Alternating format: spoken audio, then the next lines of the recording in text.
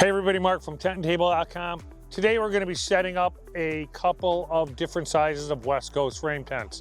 We're going to be setting up a 10 by 20 and a 20 by 40 sectional. Just wanted to go over with you real quick. The West Coast frame system is a pretty universal system, okay? Right here you'll see we have 1, 2, 3, 4, 5, 6 different size pipes, okay? The nice thing is most of these pipes are interchangeable from size to side. Your most common size pipes are going to be 6'8" legs, okay? 9'4" spreaders, 10'6" hip rafters, and your corner rafters that are going to be 14'4". There's a couple other smaller sizes that are going to be for specific tents, a 10 by 20, maybe a 15 by 15. But the nice thing about the West Coast system is it's really only a half a dozen size pipes can do anything from a 10 by 10 up to a 20 by 60, okay? Then when you go into a 30 wide or a 40 wide, you're only adding another couple more pipe sizes. A 21-foot pipe, a 14-foot, a 16-foot pipe. So it's very, very universal. You know, the fittings are all interchangeable, okay? If you're using a tent and table tent or you're using another competitor's tent, your fittings, your side tees, your base plates are all going to be universal. From manufacturer to manufacturer, even the holes that are drilled in the pipes are usually interchangeable. Your advantages of a West Coast over your cross cable high peak, you know, you can set up your West Coast frame tent for longer periods of time. You know, I'm very confident that if I'm setting up a 20 by 40 West Coast frame tent, I could keep that tent up all summer long with very little maintenance. Maybe they're not as elegant looking as a high peak, but because they have more pipes and more legs, they are going to be a much sturdier product. Compatibility, you know, one of the nice things is, you know, if you have a West Coast frame system, chances are my top is going to fit somebody else's top. My pipe's going to fit their pipe. You know, if the measurement of your longest pipe on a 20-foot tent is 14'4", then that top's going to universally fit from ours to a competitor's product. It's just a nice universal system when you're getting into frame tents.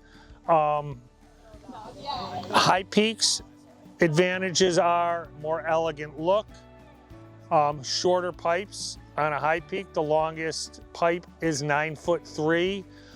You are going to need a little bit more truck length or trailer length for your West Coast, but the advantages to a West Coast are they're a full skeletal frame as opposed to the cross cables. So that tent is going to be able to be set up for a longer period of time with less maintenance. So right now I am going to be laying out the pipes for a 20 by 40. We'll come back in a few minutes when we are getting ready to do the assembly.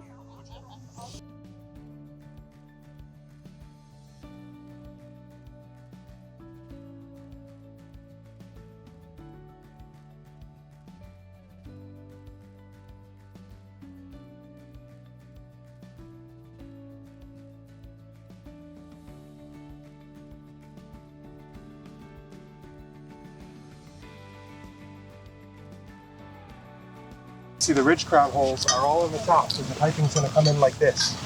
So you're going to pin it on the top. Yeah. And if you look at a side tee now, the side tee, the holes are a little bit different because it's going to sit like this. Okay. So a ridge crown would have the holes here. Right. Oh, yeah. Side tees like this, so that we can have that pipe pin in here and that pipe pinning in here. Okay. And now this is going to go down to the leg, and that's going to go up to the crown. So we would really have to make sure somebody, if they're saying that they... Hey everybody. Now we're at the point where we've actually laid our 20 by 40 tent out, and we're going to get ready to start assembling it and pinning it together, okay?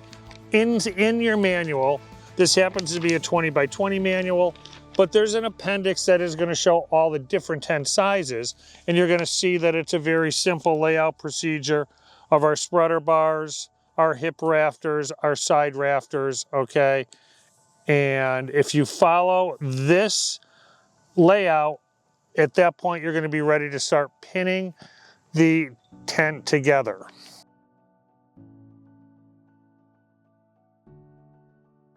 Real quick, when you are putting your R pins together, this is going to be our process. We're going to take our fitting. I'm going to drop this in, which is kind of a positioning pin. I'm going to feed this onto here. And you notice right now with the positioning pin in, my R pin hole is right there. R pins always want to face to the inside of the frame so they don't damage the top. And I'm going to push down. Now you'll see it's locked into place. We're going to complete this process around the entire tent. This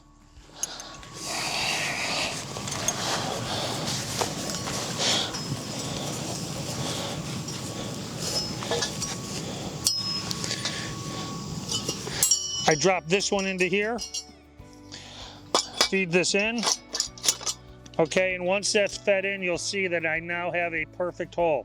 This part of the pin is always going to face to the inside, and I'm just going to tap it down into place. The reason I want that to the inside is I do not want this sharp edge of the pin ever touching the tent top. I'm going to pull out my positioning pin, move it over to here, and complete the process around the whole perimeter. Do you have a handful of pins? You know what's a good thing to do is I clip around in my pocket here. Oh, like a whole bag, yeah. Well, I'll clip them. I'll take a bunch. Would take my pants. Oh, no. I was gonna say never mind. Yeah. I'll put them right in there like that. Nice.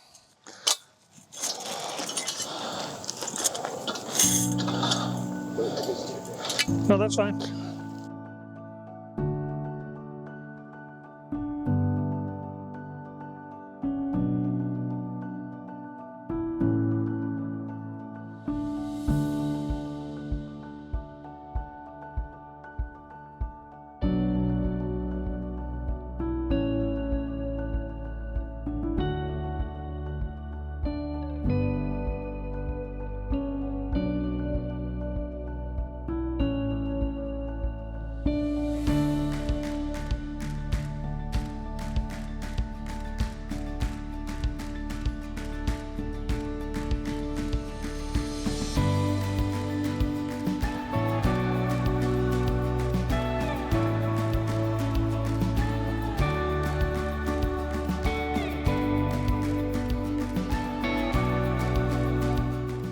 Now that we have the entire perimeter of the tent put together and pinned, okay, make sure, take a walk around, make sure all of your R pins are facing to the inside.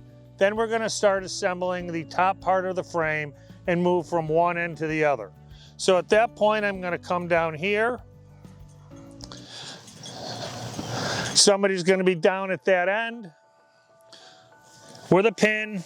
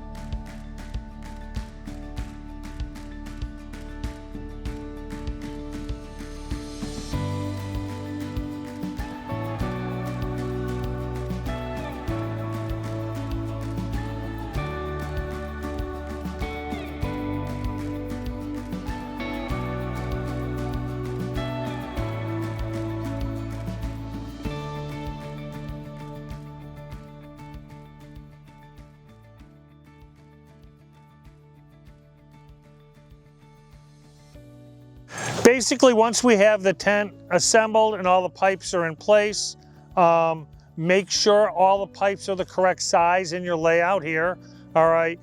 You never want to get into a situation where you have a 9'4" instead of a 10'6", because you might have to take the entire frame apart.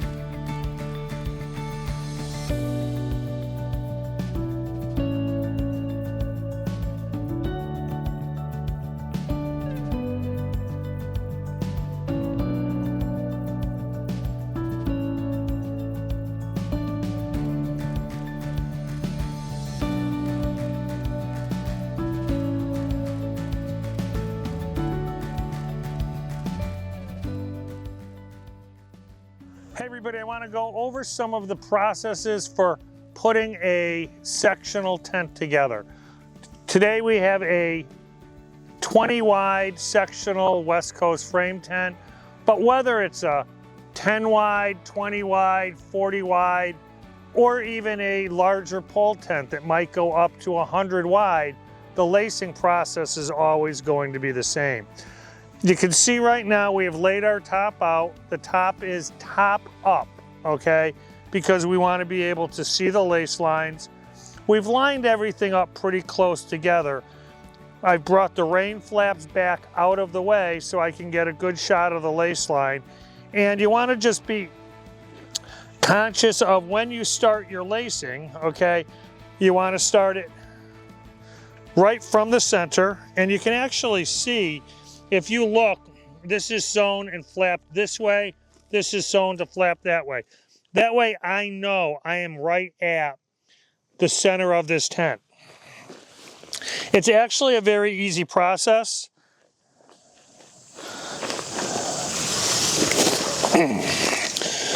For younger people, they can get down, back down and up, but let me show you. I am going to lay the grommet on top of the rope line.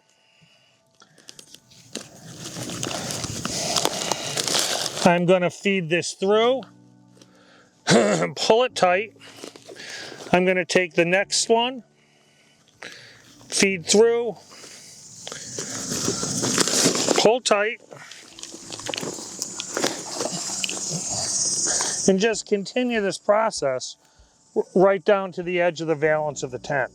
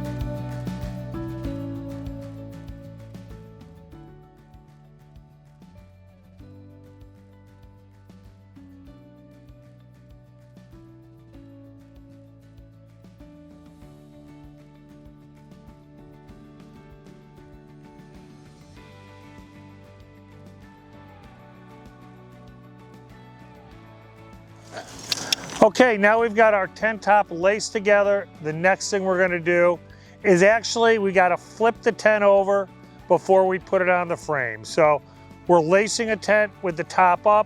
When we pull it over, we're gonna want the top down, and we are gonna then pull. We're gonna run one set of clips down one side and then pull the top over.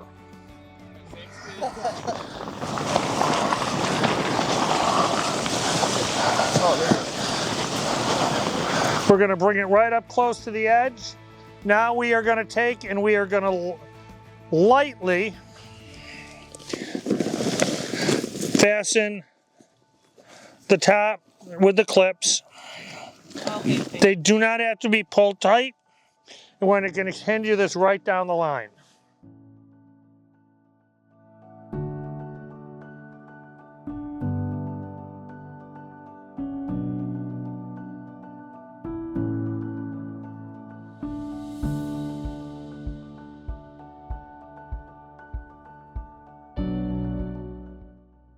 When you're doing it, I actually like to pull this underneath the sidewall rope and hook it up.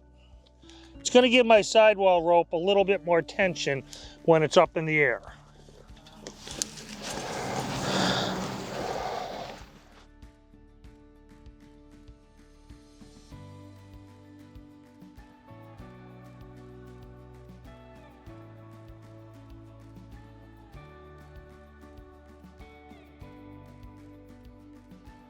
I'm gonna grab this.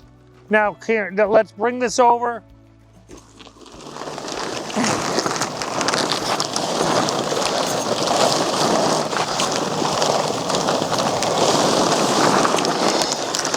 Now we've got this edge. We're gonna pull this. Now that we have this edge here right now, make sure everything's free. Okay, we're gonna pull this right over the frame top.